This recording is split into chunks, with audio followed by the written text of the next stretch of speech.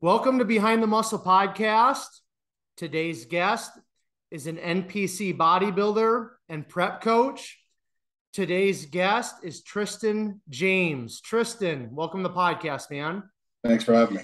Yeah, for sure, man. So I've got a couple of questions I kind of like to ask all my guests just to kind of get the conversational ball rolling, so to speak. So the first question, Tristan, who are a few of your favorite bodybuilders of all time? So I'll start with Dorian Yates. I can see he's one of your favorites. Tom Platz, and yeah, Jay Cutler. Probably those three. All right, why Dorian Yates as number one? I mean, probably pretty obvious, but why for you? Yeah. I mean, I just like that he was a shadow, kind of showed up out of nowhere, fucked everybody's day up, and then pissed off back to wherever he came from. Okay. And I mean, he brought like the first gnarly muscle conditioning. Like his look was the first, like, oh shit, this is some next level shit. For Sorry, sure. do you mind that I'm swearing? What's that? Is it cool if I'm swearing? Dude, you just do what you do, Tristan. This is your interview, man. I don't care at all. So hold nothing back, man. All right. So let us know at what age did you start lifting weights, and then why did you start lifting weights at that specific age? I started lifting weights in high school, probably 15, 16 years old. I had anger issues as a kid. My parents put me in therapy because I was like acting out a lot. And my dad went and got me a like little weight, those sand filled weight sets. So I'd be out back, I was constantly grounded because I was always doing dumb shit. So I'd constantly be out back doing curls and bench press and shit like that. So that's when I first picked up weights. But when I got really into it was probably sophomore, junior year of high school. A couple kids at the school I went to a 24-hour fitness next door school, and they allowed me to tag along, which was nice. Okay, so when you kind of got that, I'm assuming it was probably a weeder set or something like that. But when your dad got you kind of that initial set of weights, how did you kind of know where to start? Did he kind of give you a few pointers? Did you just pick it I up had on no, your own, or? I had no idea. I'd seen videos of people doing curls, so I did curls. There was that like leg extension attachment to the front of the bench, so I did that. I wasn't really trying to bodybuild at that time. It was just like, all right, cool, this fucking hurts, and it's gonna make me bigger, so I'm just gonna do whatever I know how to do. Cool, cool. All right. So I'd like to use that question just to transition into my guest's upbringing. So you kind of already mentioned you had some anger issues. Why don't you paint a little bit of a picture for us in terms of your childhood? If you want to expound a little bit on those anger issues, go for it. And, kind of stop around that high school age. And then I've got some questions to follow up. Yeah, so I mean, most kids go through some form of behavioral issues, I guess. My parents split up when I was in middle school, so I'm sure that caused some issues. And then, having to travel between two houses and all that fun stuff. I acted out. I was physically violent with some of my family members, so they put me in anger management therapy, and I'll say it helped a lot because I no longer have any anger issues whatsoever. I can be blasting full through a prep and not really any issues. Yeah, I mean that's pretty much it on that. There's not like a specific thing that I can pinpoint why or where it came from. So did you play sports? What did you do besides go through some of those anger issue struggles? I mean, did you play sports? What type of a kid were you when you were younger, Tristan? So I was into like heavy metal music. So I was in a band. I did the harsh vocals for a band. I did play lacrosse for like a year, and that's in Florida, which lacrosse is not a big sport down here. So it was like a club team. We could barely find teams to play, so it was sort of just an outlet for energy for kids around town. Okay. Um, Okay. Oh, go ahead. I'm sorry. I think that's it. Okay. So I want to go back to the anger thing really quick, and then we'll move on from it. Now, you said that you got put into some sort of counseling or something, and then that really helped because after that it was kind of done and over with. I mean, something had to go on within that counseling. They had to give you some sort of tools, or you had to kind of, offload something that was inside of you to kind of have, that transformation. So what was it specifically, if you don't mind getting into it, that kind of helped you break through the anger issues? So I don't necessarily remember. It was back when I was 14 or 15 years old. But I do remember that it was sort of learning that you're in control of your own emotions.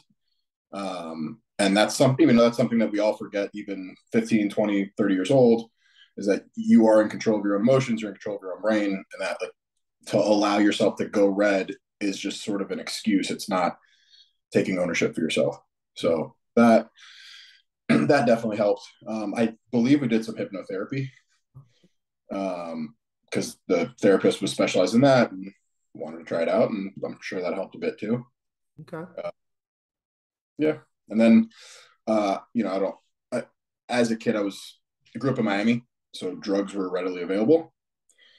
So I dabbled in that a bit, and I'm sure that rewired a few things too. Yeah. Okay. So by the time you got into high school, then what were you kind of thinking about, if you were thinking about this?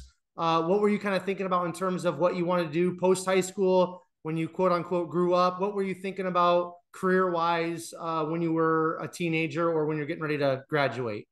So I actually worked on boats. I Senior year, I dropped out of high school. My principal sort of what's the word? He suggested that I finish my credits online because I had a few left and I was a disturbance in school. So I finished my last few credits online, and I worked on at like local docks on yachts doing day labor. Good money for a 16, 17-year-old. And then from there, I decided I wanted to be a chef, because I still do really enjoy cooking. But once I looked at how much the student loans would be to sign up for a cooking school, I was kind of deterred. So I went to a community college up in Tallahassee. It's where Florida State is, with the hopes of transferring into Florida State. And then you want me to just keep going with Just keep going, man. Just write it out for sure. Yeah, so I went there, ended up joining a fraternity for a college that I wasn't in for about a semester. That got me a job at a local bar, so I ended up bartending at like 18, 19 years old, and working my way up in that to the manager of the bar. And then throughout that time, I dropped out of college and started doing massage school. So there was a local massage school, and I went there, and then I got a job right out of massage school working with Florida State's football team, which my first year with them was the year they won the national championship, so that was pretty cool. And then kind of by that time, I'd gotten really into bodybuilding. Probably 19, 20 years old. I had a couple of roommates that were into it, and a couple of buddies, so we all went to the gym, and it was just like, all right, bodybuilding was what we were doing. Sorry. Oh, you're good. And so I got into massage because I'd seen a video of Jay Cutler getting massaged, and I was like, that looks fucking cool. I'm going to do that. So, from there it was, all right, bodybuilding, working at the bar, and doing massage. It was pretty much my life. Did my first competition as a men's physique guy back like the year, I think it was 2015 or 14, at like 205 pounds, 200 pounds, and kind of got bit by the bug then and stopped since. All right, cool. So a couple of things I want to unpack from what you just shared. Now, I want to I guess touch on the going to massage school and being in that field. That's something that I'm a huge proponent of for recovery within bodybuilding, and I've even thought about doing that myself. But how did you kind of, I guess, how did you, I mean, you said you were, you had some struggles in your youth, you're into heavy metal, you're kind of, it seems like maybe like this little bit of a rebel individual, right? Kind of hardcore. And then you kind of get into massage. So, and then, I mean, you're working in the bar, that doesn't seem hardcore to me. So no. How did, just unpack that a little bit more. And then obviously you have some great opportunities within massage. So talk about just that career and maybe how it's helped you with bodybuilding, helped you with coaching. Unpack that just a little bit more, please. So getting to college, I quickly realized that like the shit that I pulled in high school wasn't going to fly, and I kind of needed to not blend in, but sort of if I didn't want to be an outcast and like didn't want to live the rest of my life how I lived in high school, which was the weird kids, the fucking sitting at the outside of the school during lunch, that kind of shit. I was going to have to kind of conform and stay within the lines. And sorry. So yeah, I joined a frat. I fucking started bartending, started dressing differently. But I still listened to the same music. I still continued my normal lifestyle. And I was taking classes, and the only classes that really interested me were I was in school for psychology because it helped me. I thought, let me switch back into that. And the only classes that I liked were the ones on biology and science. And I was partying too much, and my only focuses were partying and going to the gym.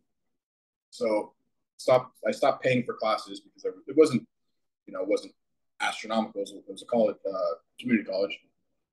But I went to look at other options, and there was a really well-rated massage school a couple blocks from the community college. So I checked it out. They had a really good orientation, and a lot of their curriculum was geared towards sports. So I signed up that next semester. It was a 9-month course. And then part of our curriculum was working with football athletes and other athletes within the Florida State sports curriculum. So I got a lot of hands-on work with higher level athletes, at least at the college level, which helped me kind of, I guess, understand how the body moves and works in more than just, cool, I'm going to do a bicep curl and work my bicep. So that really did help me get an understanding of how the body works, which now I'm finding out helps with posing. It definitely helped in my personal training career. But how I transitioned from massage into the gym more for work-wise was my third or fourth prep. I was no longer bartending. I was just doing massage. And about 6 weeks out, I was realizing, like, all right, this is going to get really rough to keep the strength in my hands to work on these people. So let me figure something else out. So I had the gym that I had my massage room at. One of my buddies had a personal training company. I was like, hey, man, can you give me a couple clients so I can make a little extra income so I can massage a little less? And I kind of, from there, slowly transitioned and found my niche, which was training people very aggressively and more for bodybuilding purposes, not just the lifestyle, which I do both. But yeah, so I started transitioning, did about 50-50 for a good 4 or 5 years. And then 2020 happened, and I kind of used that as an out of massage and no longer practice that and just do training and coaching now. Now, when you become an LMT, is that something that you have to continue to stay up to stay licensed? Does it expire? How does that work? So every 2 years on the odd numbered year, you have to turn in 24 hours of continuing education courses, and then take a test online, and that will recertify you for 2 years. So 2021, I had the option to keep my license valid, and I probably should have, but I didn't because there was just too much shit going on, and I hadn't massaged in over a year. So I still utilize some of the techniques. If I have a client that comes in, I'm probably not supposed to say this, but that has a shoulder issue, I do a couple tests, and I'll do a quick release to get them through the workout. Yeah. So it's definitely helped in my career. Yeah, for sure. Well, I mean, those are skills that you're always going to have, just like riding a bike. So it's, it's just like a personal training certificate. Like, okay, I mean, your certification expires, right? You still train people. Like, who cares, right? But very cool. All right, so let's start unpacking bodybuilding. So you said back in like 2014, 2015, your first competition was actually men's physique. Why did you choose to go the route of men's physique to start off with? So I actually had a buddy who was doing collegiate nationals that year. He was the training director at the gym that I went to. And he was like, hey man, you have a good physique. You should compete, just see if you like it. And my whole thing was, no, I'm going to wait a few years. I'm going to wait a few years. So after about a year of continuing to grow, he was finally like, dude, you got to do it. Just let me prep you for one. So we kind of worked together on a prep, and I just wasn't big enough to do bodybuilding. And I looked at myself in the mirror and was like, all right, cool. Men's physique works. And at that time, I was really, WBFF was still pretty big. And I was really thinking of going that route, and wanted to stay more marketable and all that bullshit. And so there was no classic physique. It was either bodybuilding or men's physique. And to my eye, looked like I needed to be men's physique because I was probably 40 or 50 pounds underweight, which was the truth. So I did that. It was an interesting prep. Definitely some unorthodox things we did. But it was cool. I think I got third place out of like 6. So it wasn't a terrible showing. It was an amazing showing. It was cool. Now, was that within the NPC right away or some other organization? Yeah, that was the NPC. It was a show down in Miami, so I could stay with my family and not have to spend money in hotels. Yeah, cool. All right. So why don't you continue to just unpack your bodybuilding story then, Tristan? So first competition, men's physique. Then what was kind of next for you? So from there, it was, I was like, okay, cool. This is something I want to do. And I essentially geared my entire life, like work, everything, so that I could wake up and do cardio, make sure all my meals were getting in. I had my day split into chunks where I could eat in between and I could train at a certain time. And I started building like the lifestyle that was most conducive to bodybuilding. And in that time, I moved from North Florida back down here to Boca. And I met at the time, relevant supplement company owner. He gave me a sponsorship to do massage for him in the company. And that definitely helped me out, helped me pay some bills while I was able to meet a lot of influential people, work on a couple bodybuilders, work on a few coaches. It kind of gave me a little bit of credibility. So that's how I learned a good amount. I worked on Neil Hill for a fair amount of time and kind of picked his brain every time he was on the table. I worked on a Big Ramy a few years ago. So I was able to talk to him throughout the whole massage. So I was selfishly using these people's hour, 2 hours, whatever, to ask them as many questions as I could and kind of figure out what they did wrong, what they wish they could have done different, and use that to build kind of my framework. But back to bodybuilding. So we did that. I did that men's physique show. It took some time to grow. Classic physique came out. I was like, fuck, that's perfect for me. So dove into a prep with that, with a pro bodybuilder, a different coach, who I think was just kind of prepping me as if I was him, which I was 30 or 40 pounds underweight. So it didn't really work out. So I pulled out of that show like the Tuesday before the show, because I looked at myself in the mirror and I was like, I'm fat right now. So that year I didn't end up competing at all, which was the first kind of lesson. Like, all right, you have to be able to look at yourself objectively and not emotionally throughout the whole prep. And if you're not in shape, you have to make changes and kind of, I guess it was the first time that taught me not to put 100% trust into a coach without trusting my own eye as well. See, from there, the next year was, I think, 2017. Yeah, 2017. I was with that supplement company, and he actually helped me prep for a few shows, and I got my first like class win. It was at Europa. So that was a decent showing. I still, to my opinion, wasn't in great shape, but it is what it is. And then that next year was 2018 when I did two local shows, I did one local show, one show in Pittsburgh, and then I went on to Junior USA's and got 8th. But that I was pretty proud of my look. I got in shape for the first time, I would say. Okay, so now when you competed at Junior USA's in 2018, was that classic physique or open bodybuilding? So that was still classic physique, yeah. Okay, cool. And I'm assuming you were connected with Redcon One. That's the company you're talking about, right? No, it was actually Blackstone Labs. Oh, I see. Okay. So I try to not say names considering a few things. I'm still technically, I have no affiliation with Redcon One. I pay them to use their facility to train, but we don't have a partnership or anything like that. Okay. Okay. So since we're there, because that's something I did have written down because I saw that on your Instagram that you train at the Redcon One gym. How is that gym? Is that a pretty awesome environment and atmosphere to bodybuild and train? It's definitely inspiring. You have Kai Green coming in there 2-3 times a day. There's different pros in and out all the time. Everybody in there, for the most part, before 5, is relatively dedicated to bodybuilding in some way. In the last month or two, it's kind of, they've been giving a few too many student discounts. So it's been, I think you've probably seen the memes about SARM goblins. No. So there's just these groups, these hordes of like 4 or 5 kids that are either high school or college age, and they come in with their dangly earrings and like horde around machines. So that no gym is safe from that, I guess. Doesn't matter the level. But I'm there from 7 a.m. till 3 or 4 p.m.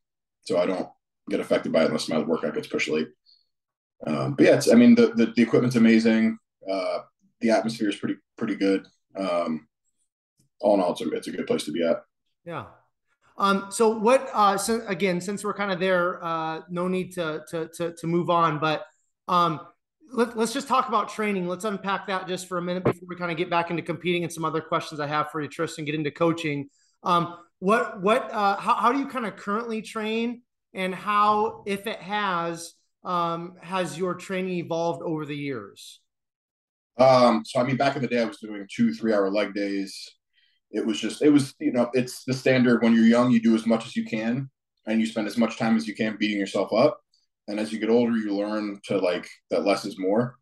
So, I used to do 3 sets of 12 at the working weight, and 14 exercises and 40 sets a workout, that like a crazy amount of stuff.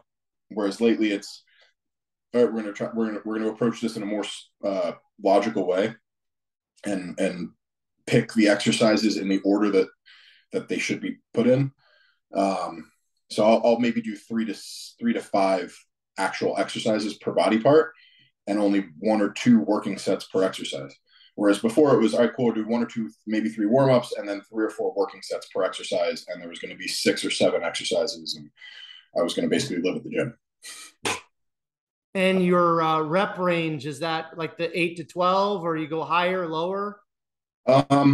So for like, let's say let's say we're doing chest and we're doing a top set there. Yeah. 8 to 12. The goal is to find a weight that you struggle to get 8 with and work it up to 12 and then increase a bit. That's sort of the philosophy that me and my training partner have, and just continue. All right, cool. Let's say we got 315 for 12. Let's move up to 325, work that up to 12, add another 10 pounds, so on and so forth. And then we always do either a back off set, or we might do like a set extended, and a set extender for something. So a drop set, a cluster set, a rest pause, something like that to take that. All right, cool. I've hit that 8. Let me get it to 16 by doing a cluster set, or let me get it to 20 by doing a rest pause set, something like that. And what's been your current training split here recently? So we just switched it. We're doing, it's like a modified push pull legs. So we do quads, and then we do a row focused back day, and then it's shoulders with triceps, I believe, and then it's a rest day, and then we do hamstrings and glutes, chest with biceps, and then we do back, but like a more pull down focused day, and then rest, and then repeat the whole thing. Okay. And then what's kind of been just over the last year, 2 years, what's kind of been your focus? I'm sure overall size, that's what most bodybuilders say, but are there some body parts that you've really been trying to concentrate on in terms of bringing up before you step on stage again? And if so, what body parts? My back. Your back. Okay. My back is, I feel like, my biggest weakness. So my last show was 2019, and I brought it up a decent amount from 2018 to then, but in the last almost 3 years now, it's definitely gone from a weakness to maybe not a strong point, but it's not holding me back. Okay. And is that just like overall back size? Is it the width, lats? What is it specifically? Width, density, thickness, just in general. decently wide, but where my lats came in, it was very like thin. There was not a lot of depth to it. So building, building the erectors, building the lats, building the depth through the upper back, everything kind of just needed to come up more. Okay. And then shoulders as well, and a little bit of chest. Okay, cool, man. Love it. Okay, so well, I want to ask you before we get back into competing talk. With everything that you've kind of gone through when you're younger, and then all these different life experiences that you've been through up to this point, when bodybuilding really kind of presented itself or kind of came across your radar, what do you feel like really pulled you into bodybuilding, Tristan, and has kind of kept you like within that lifestyle? Like, what is that one thing or two things where it's like, man, at some point you're like, this is what I want. This is what I want to be. This is how I'm going to live my life. This is what I'm going to do. So I mentioned the anger issue. I've always struggled with some sort of mental health, and the structure and like the, not necessarily rigidity, because I've now found a way to navigate bodybuilding with a little bit of flexibility, but the structure that you need to be successful and to kind of maintain somewhat of a life within this is what helped me get through a lot of my own struggles. Was just like, all right, cool, I have to wake up and I have to do this and I have to do this. It was creating those non-negotiables. So it wasn't necessarily building muscle, the sport of it. It was the structure that leads up to it is what I really like. And then, I grew up watching comics and anime and shit like that. So I always wanted to look like a fucking superhero, and this is the way to do it. For sure, man. Very cool. Okay. So last time you competed, you said it was 2019. Why don't you pick up there? How did that go? Talk to us about 2020. That was a crazy year for most of us. And then just move us forward in your competing and what's kind of next on the radar in terms of competitions. So 2019, I did the Holiday Classic. It was a show. Can you hear what the AC on? What's that? You hear me with the AC clicked on? Oh, no, you're good, man. You're good. No, I can't hear it. Yeah, 2019, I did. It was the last show of the year. I kind of decided like 8 weeks out. I was like, all right, fuck it, I'm going to do a show. And I was in decent shape, so it wasn't that hard of a prep. I used a prep coach for the first 6 weeks, and then we kind of didn't see eye to eye on those things. So I sort of stopped checking in and finished off the prep myself. But yeah, it went well. Won my class. And then he's a pro now, beat me in the overall. But it was one of those things where I saw he was competing, and I messaged him like, hey man, good. Like, have fun winning the overall. It was my first show kind of prepping myself. And I learned a lot about how my mind works leading up to a show, and then how my body works filling up. Because I was very meticulous about keeping track of 2 weeks out, water, sodium, carbs, all that kind of stuff. And then I had a buddy, Chris, who's another classic physique pro, who helped. He was my second eye. He was like, all right, you're a little too full, or you're not full enough, keep eating, or pull some water, maybe throw this in, throw that in. That helped me out a lot. And then from there, I kind of thought that was going to be my last show. Just 2020 happened.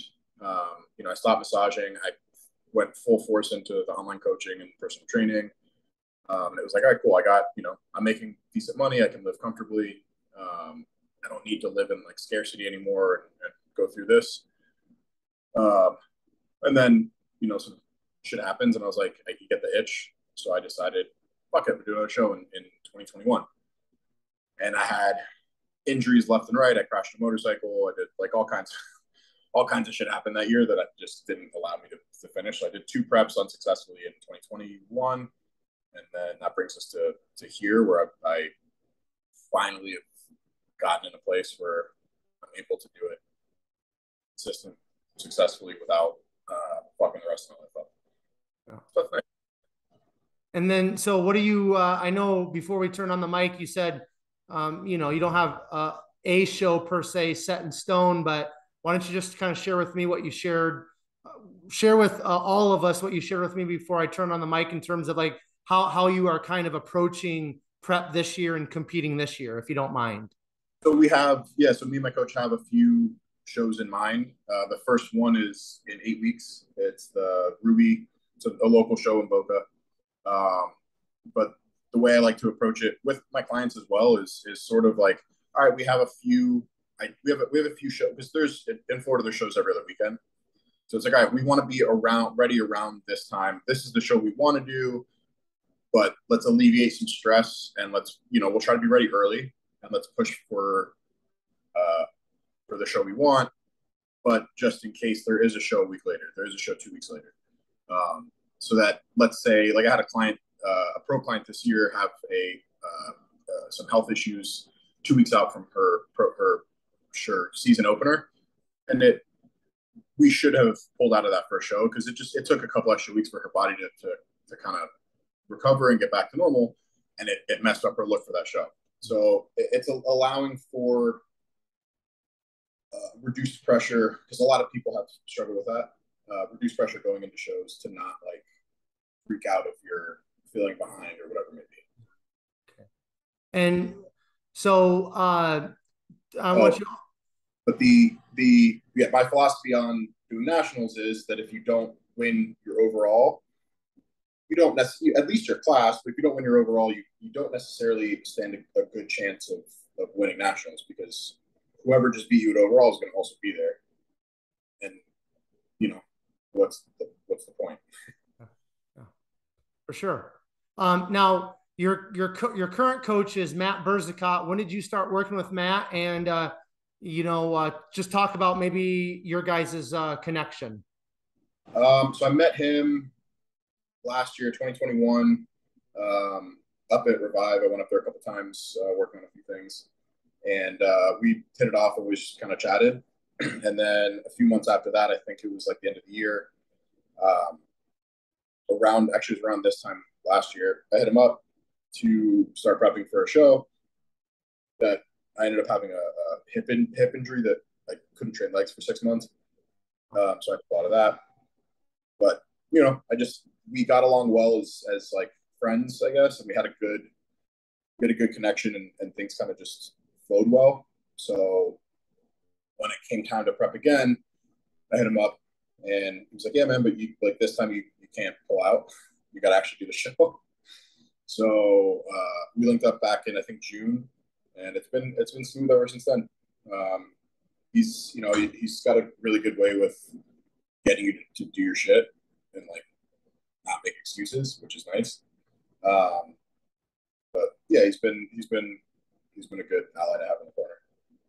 Yeah, he's been on the podcast, and I just had another one of his clients / athletes on the other day, and I'm definitely good people. You know what I mean? There's a lot of, which I know, but within the fitness bodybuilding world, there's a lot of charlatans, just a lot of fake people, a lot of just nonsense, and definitely with the conversations I've had with Matt, definitely an awesome guy. So I'm excited to see what you guys are going to do together. Now I want to ask you, Tristan, and we're going to kind of get into your coaching and all of that here in a minute, but this is a question I like to kind of ask a lot, or comes up a lot on this podcast specifically. You've had different coaches. You're a coach yourself. Somebody that's just getting into this whole bodybuilding thing, maybe they're on Instagram scrolling, trying to find the quote unquote right coach. What are some pointers? What are some suggestions you can give to all of us in terms of finding the right coach, or finding a coach at least that's going to be competent and help you get where you want to get in terms of bodybuilding, specifically if you're just starting out in this game? I would say try to learn some stuff for yourself first, so that when you talk to a coach, you can pick through their bullshit. Because there's coaches online putting out videos about all kinds of shit, and you listen to it and you're like, you don't know what the fuck you're talking about. And you're putting an informational video for people to learn from you. And then also look at their resume, look at their portfolio. So if they have clients that you want to look like, go for it.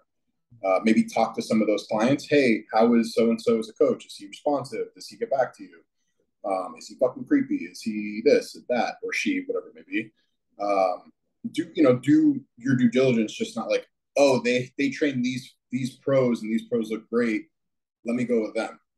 Because as most coaches do, they're going to prioritize the people, one, who have been with them the longest, and two, that are performing the best.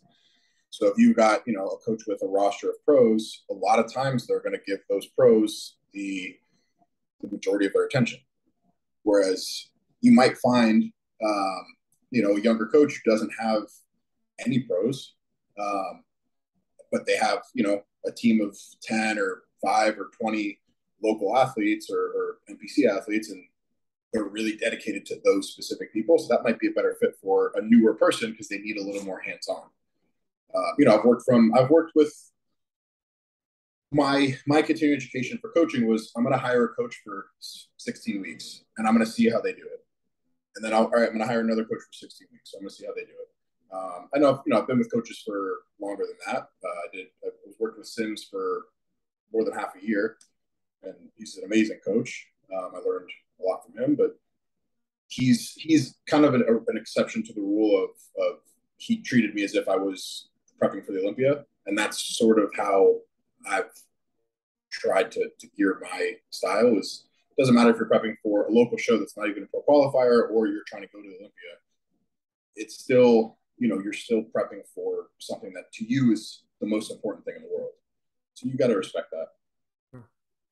And, you know, and kind of like what you brought up earlier with your own experience, you hired an IFBB Pro to prep you, and that didn't turn out well. So just because somebody has IFBB before or after their name on Instagram, and you know they're a legit pro bodybuilder or whatever, that doesn't necessarily mean that they're going to be a great coach, a good coach, or the right coach for you specifically. Is that fair to say? 100%. I mean, look at Matt Burzacott and Matt Jansen. Neither of them are pro bodybuilders, and they're probably two of the best coaches in the industry right now. And they're not, you know, they don't have that little accolade. So it's you know, it's finding the right fit. It's the top coach in the industry may not be the best coach for you, but they're the best coach for their clients. So it's you know, I've had bad experiences with really good coaches, and it just wasn't the right fit. I don't hold any grudges against them. I don't blame them for how I looked or whatever it may be. There's circumstances that go from both ends, but it just wasn't the right fit. Mm-hmm. Now, you're not the first person to bring this up, but this is going to be the first time I kind of asked somebody specifically about this in terms of hiring a coach to quote unquote learn from them, right? Right. I've had a lot of people say that. Now, is that something, and maybe each individual is different, so I'm just obviously asking you how you do it, if you don't mind sharing. But you know, how do you approach that when you hire a coach? Do you say, hey, AJ, I'm hiring you because I want to learn from you? Or do you just hire them, you go through prep, and then you're kind of collecting the data and the information as you go through that prep with them? How do you approach that? And then how would you suggest somebody to approach that that's maybe listening to this or watching this right now? So it's sort of a mix of both. I do let a coach know, hey, I also coach people. I have a few pro clients, so I'm not like, it's not like, hey, I'm just starting out and I'm trying to learn as much as I can. I'm trying to refine my techniques and maybe see if, you know, there's a site, even if it's just communication. You know, like I have there's a few coaches that use WhatsApp. So I found that was a lot more efficient. So I use WhatsApp now. There's little things like that. It may not be like, okay, cool, they use this amount of sodium or this carb up cycle or whatever it may be. Yeah, for the most part, it's all right, cool. Let me see how their supplement stack correlates with the food that they're doing, correlates with the style of training they want to be doing. And then I'll research stuff too. So if I see that they have me doing X, Y, and Z with food, I'll maybe go and look at, try to find some kind of a study or something like that maybe backs up what they're doing, or just ask them, hey, what's, why, it worked, but I just want to know what was the reasoning behind it. What prompted you to make that call, rather than just guessing. And because most coaches are happy to be like, oh yeah, cool, let's talk shop. Because it's, for the most of us, this is what we chose to do because we have a passion for it. So it's not like, you're generally speaking, you're not going to annoy your coach by asking them good questions. If you ask dumb questions that can be Googled, yeah, sure, you're going to get annoyed answers. But kind of if you're asking a good educated question. Yeah. Yeah. It makes sense. Okay. For you personally, how far do you want to kind of take this bodybuilding thing? Do you have, in terms of competing, we're going to get into coaching here in a minute, or go back to coaching for you personally, but in terms of being a competitive bodybuilder, do you have like an end game or an end goal, or is it just kind of prep by prep, year by year? Yeah, prep by prep, year by year. My philosophy is that like in 10 years, if I want to hop on stage, I can still do that. But as it is, I'm kind of slowly covering myself with more and more tattoos, which brings me down in terms of competing wise. I haven't done my back yet. Once I finally pull the trigger and do that, then it's my competing days are over. But I mean, you know, everybody wants the coveted pro card. As you said before, people see that and they, oh shit, they're going to be a good coach. And as much as that's not necessarily the case, it's still cool to have. But different to 5 years ago, if I don't ever get that, I'm not going to, you know, it's not the end of the world for me. It's at the end of the day, I'm still, you know, I've kind of built myself a life within this weird niche of people that we all do the same thing, that I'm able to live a flexible and happy lifestyle. So that, I mean, bodybuilding for me is now become my livelihood, more than just competing, but being coaching, which, sorry if that doesn't really answer your question. No, that's good. That's good. So something that you've mentioned a couple of times, and I want to draw this out of you, Tristan, you said you've kind of learned over, I don't know, last year, a couple of years, 3 years, whatever it is specifically, but you've learned that, or you've learned how to kind of integrate bodybuilding into a more flexible lifestyle. What does that look like for you? What does that mean to you? Talk about that, because myself included, it's really hard for me to do that. It's kind of, I'm very one track, one-minded focused when it comes to bodybuilding and owning a gym. It's kind of all together. So how do you bring in some flexibility into your life, and what does that look like specifically for you? So it may just be an off season. Granted, before I started this prep, I would say the last year of my life, I lived the least bodybuilding lifestyle I have in 10 years. But realistically, it's learning that going out to eat, it's okay to not order the side of chicken. You know, it's okay to have a little bit of fun. And if you want to go, it's more just being accepting and coming to terms with the fact that like there is life outside of bodybuilding, and that like being so sheltered, or not sheltered, but being so cut off from the world isn't the only way to do it. Because for the last 2 years, I said the last 2 years, I lived the least bodybuilding lifestyle that I think I've ever lived, and since I started doing this, and I've made the most progress. Like, I'm the biggest I've ever been, and I've put the least emphasis on food. I still train hard, but I put the least emphasis on what I ate. Like, I wasn't like, I have to get 2 pounds of chicken breast in. Shit. Good. Okay. I have to get, you know, X amount of protein every day. I have to get this. It was like, granted, I guess from 10 years of dieting, I learned roughly how to eat intuitively, but it's, you know, as long as you train really hard and with a purpose, and you eat somewhat with a purpose, you can kind of live a flexible, more normal life without, oh shit, I gotta do my cardio this morning. I gotta do it. And, you know, I'm not going to be Mr. Olympia, so the next person that comes on may say the exact opposite. You have to be. I think there's other people that say, like, you know, it's the balance argument. Whether, you know, if you live a balanced lifestyle, are you going to be the best in the world? Probably not, but you'll at least be happy, which probably not many bodybuilders are worried about right now. Yeah. I always go back to, you know, in terms of kind of the you know, quote unquote balance word there. I always go back to, you know, John Meadows. I mean, if you look at him, was he Mr. Olympia? No, he wasn't. But, you know, he was a husband. He was a dad. He had a very successful corporate, you know, career. He had a very successful career within the industry. And, you know, when he passed away, you know, you heard all of these people come out and say they never heard anybody say a bad word about John Meadows. And it's like, again, going back to the fitness industry, the bodybuilding world, how many charlatans and fake people and just, you know, two-faced people there are, man. If you can come out of this world and people just have nothing but great words to say about you, I mean, at the end of the day, you hit the nail right on the head, Tristan. Like, there's more to life than bodybuilding. You know what I mean? And even if you want to be the greatest bodybuilder of all time, you can still be a great human being. You can still have other things going on in your life. So I just always want to bring up John Meadows and his memory when I can, because I think he was the epitome of a great human being, a great bodybuilder, and somebody that just had some sort of balance or some sort of life outside of bodybuilding. I think he's a great example for everybody, right? So, yeah, he was.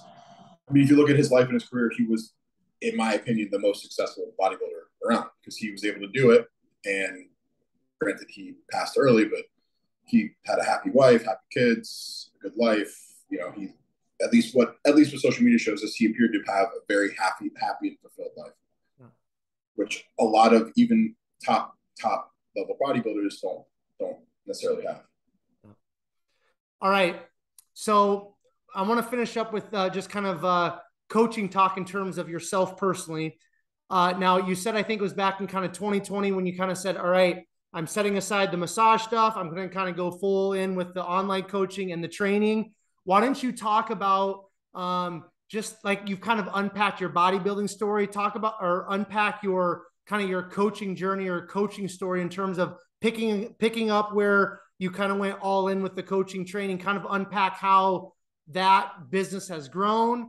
You know, what have you kind of learned from coaching, and maybe just talk about how you want to build the coaching business into the future, if you don't mind. Yeah, for sure. So I think it was 2018. That was a big year for me, I guess.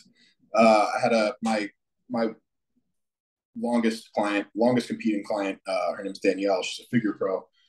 About 10 days before her pro debut, her coach fired her. He was having spiritual awakenings and all kinds of shit. And she calls me crying. We'd been friends at the gym for years. We trained at the same gym. And, you know, she'd see me prep for my show, and I guess things went well. And so she called me crying, hey, so-and-so just dropped me. I don't know what to do. Do you know who would be a good coach? And I was trying to point her in a few different directions. And she was like, no, none of them are local. I need somebody here.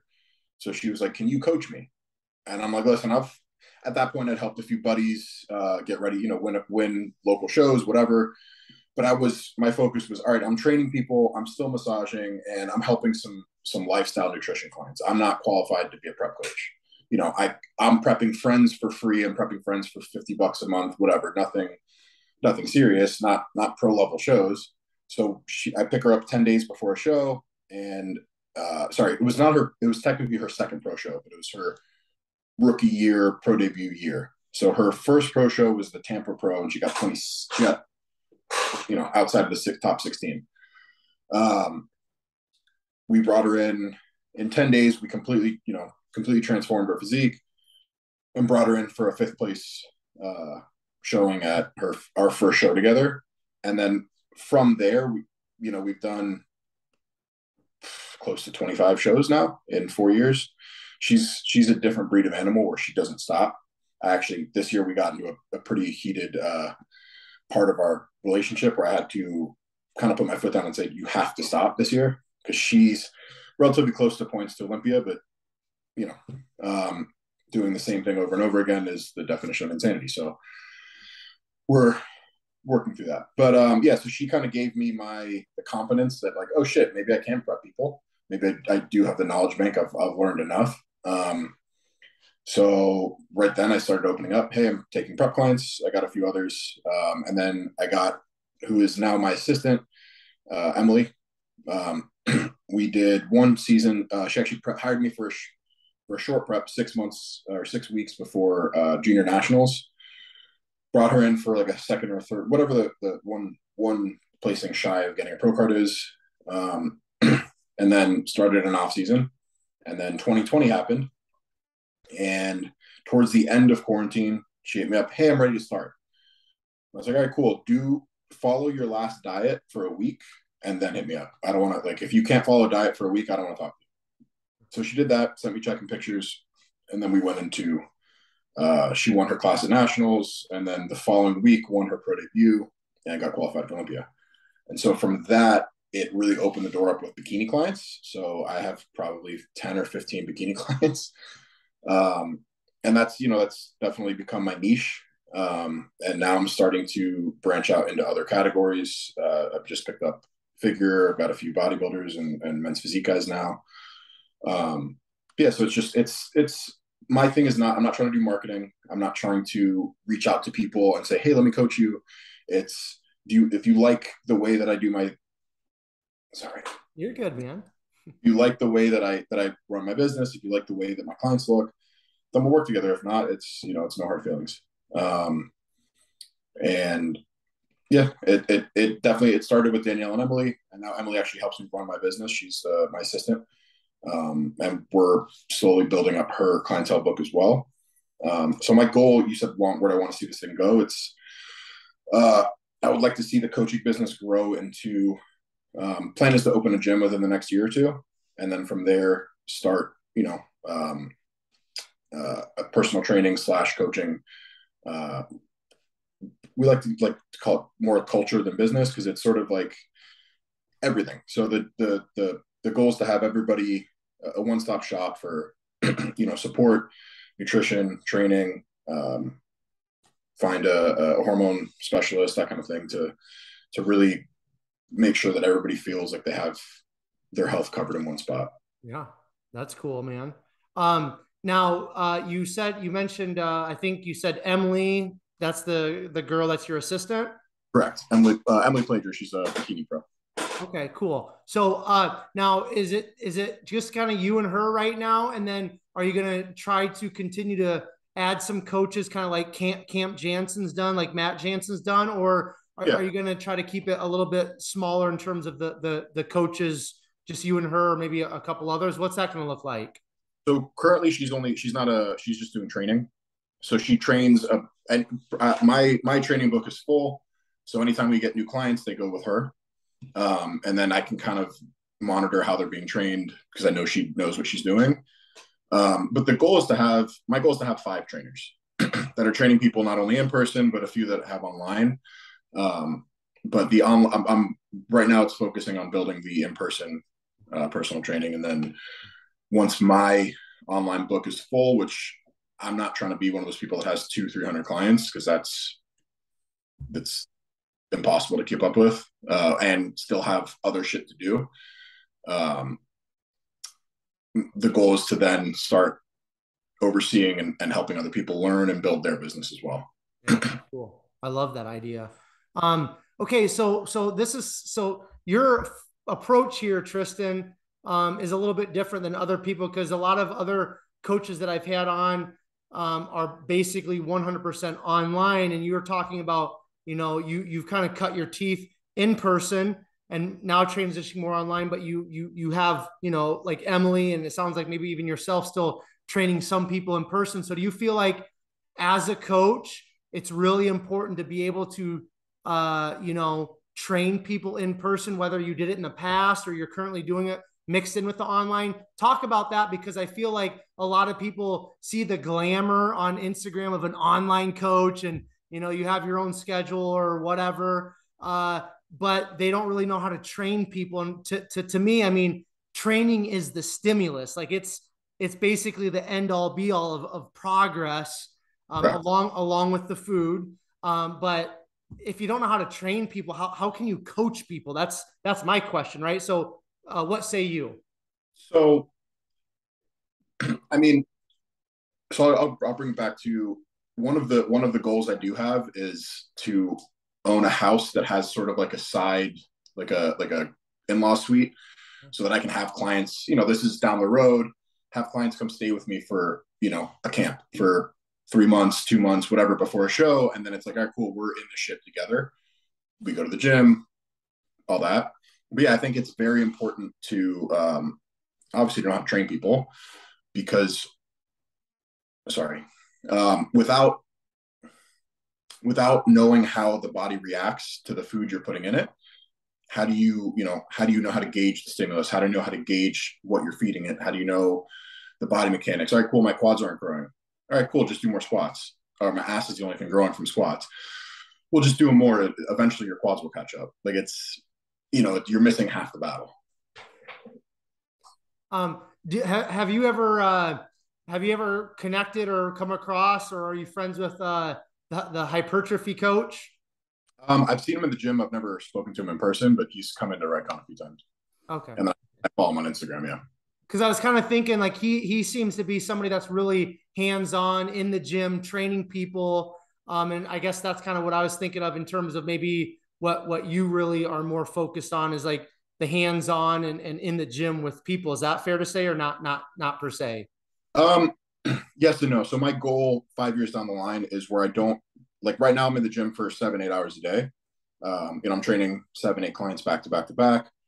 My goal down the line is that my online business is sustainable enough to the fact that I can have clients come in, spend a couple hours with them, going over all their issues, and not be tied to, cool, I got to go to the gym at 7, I got to be there for 8 hours, I got to, because right now the majority of my income comes from my in-person, whereas I'm trying to kind of branch out, so it's to create a little bit more flexibility within my work life. So that, because I do charge a fair amount for coaching or for in-person training. And the goal is that, let's say an up and coming NPC competitor doesn't have the money to pay for that, but I see that they have the capabilities to be able to give them a little bit of extra time and not necessarily, you know what I mean? Like help them out. Mm-hmm. And I do that when I can. I have a couple guys that, hey, I'm going to put you on the same split as me. If it works out, come hop in with me and my training partner. Cool. I love that, man. What are some of the biggest, I guess, how do I want to word this? When you look at the coaching industry as a whole currently, what are some of the things that you just shake your head at, or it really, not to go back to your childhood, but really just, fires you up and frustrates you and makes you angry? Because again, we all know there's a lot of nonsense going on. What do you see that you would like to see change within the coaching industry, or what you just straight up hate? Sorry, 1 second. Nope, you're good, man. You're good. So I guess a big thing, because I train a lot of bikini girls, is I have girls coming to me with horror stories of creepy coaches. So I grew up with 3 sisters, and this isn't necessarily a coaching thing, but it's in the fitness industry altogether, is sort of the abuse that happens when someone has power or perceived power, and they try to abuse that, or whoever that their client may be. That's something I'd like to see change, and more people being kind of outed for that. To the coaching aspect would be just people who don't know what the fuck they're doing and like ruining people's long-term life. So yeah, sure, you're gonna get somebody in shape for their show, but you're putting them on, and this is more specifically for the female side, you're putting them on too many drugs, not enough food, way too much cardio, and 3 years down the line, they're not gonna have a fucking leg to stand on, and they're gonna be chasing their tail trying to get healthy again. And there's a few, I'm not going to name names, but there's a few specific coaches that are notorious for doing that in the bikini realm. I don't think it's as prolific in the guys because we can handle a fair amount more physiologically, but definitely seen it in bikinis, both with the sort of creepiness and with the overuse of drugs and just pushing them to the brink. What's in terms of training / coaching males and females, who do you find to be easier to work with, males or females? I think it's case dependent. I've had some men that are like, I tell them what to do, they follow it. Next week I tell them to do, they follow. We don't like, there's barely any feedback. And then I have some guys that text me every single day. They have a new question, they have a new this, and then same thing. I couldn't put one or the other. I will say I have more experience with women, and for the most part, they tend to take direction a little bit better. So I guess to answer your question, women are easier. Yeah. But there's a lot more nuanced things that go on with getting a woman in shape than a guy. You can just be like, all right, cool, go do 2 hours of cardio, eat no food, and they'll eventually get in shape. A woman's body will break down and start holding fat more. So from a coaching standpoint, it's a little bit more difficult, but from a mentality and psychology standpoint, it's a little easier. So if somebody's listening to this or watching this, Tristan, and they, would like to get into coaching, I think, the personal training side of things is pretty easy. You can go, go online, pass a course, go to a box gym, get hired, right? Like that doesn't take a whole lot, but actually, coaching, prepping people, what is a starting point for somebody that would like to get into what you're currently doing?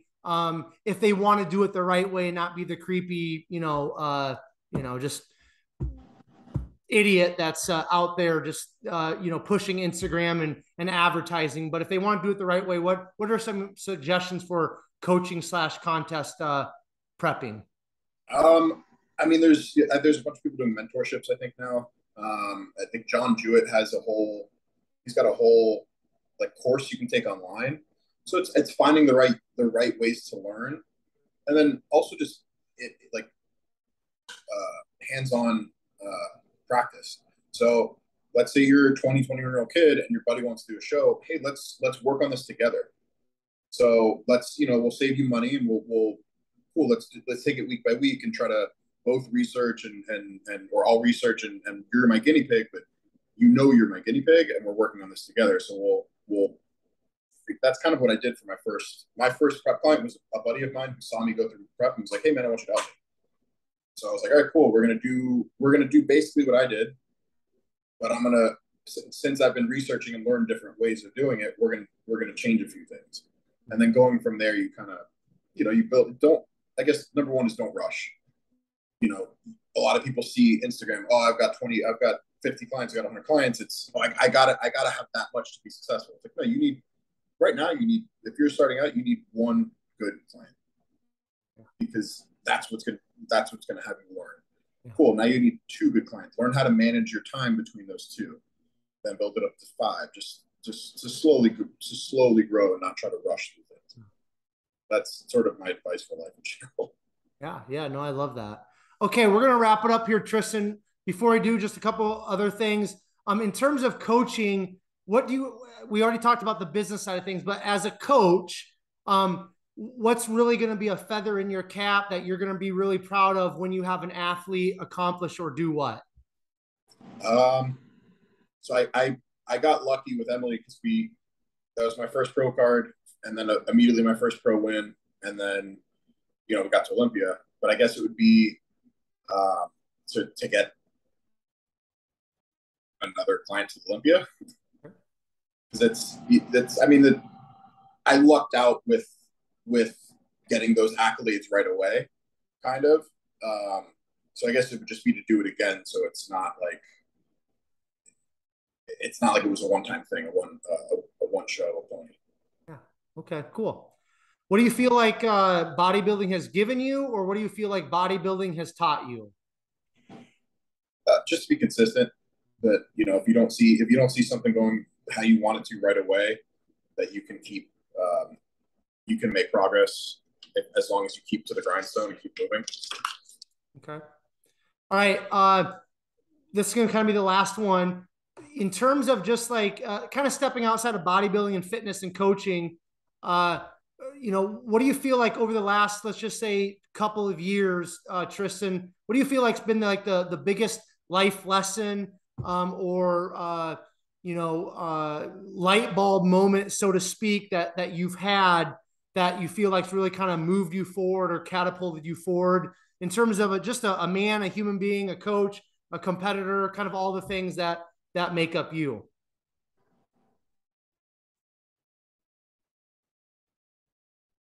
I guess it would be just to kind of slow down and appreciate where you're at. Not focus so much on where you want to go. And then in doing that, sometimes you open more doors to get to where you want to go. Love it, man. Cool. Okay, Tristan. First of all, man, I want to just say thanks for coming on the podcast, sharing your coaching story, your bodybuilding story, man. I'm looking forward to seeing what you and Matt Burzacott can do to wrap up this year in terms of competing. Before I do a quick outro, If you have any final thoughts, any final words, any shout outs, any sponsors, anything that you want to kind of put out there, give us your Instagram. I'm going to turn it over to you. I'll do a quick outro and that'll be a wrap. So the platform is yours, man. Yeah, no sponsors, no, nothing like that. Fat Polly's cookies, I guess. My Instagram is Tristan James PFC. Our coaching page is PFC Coaching.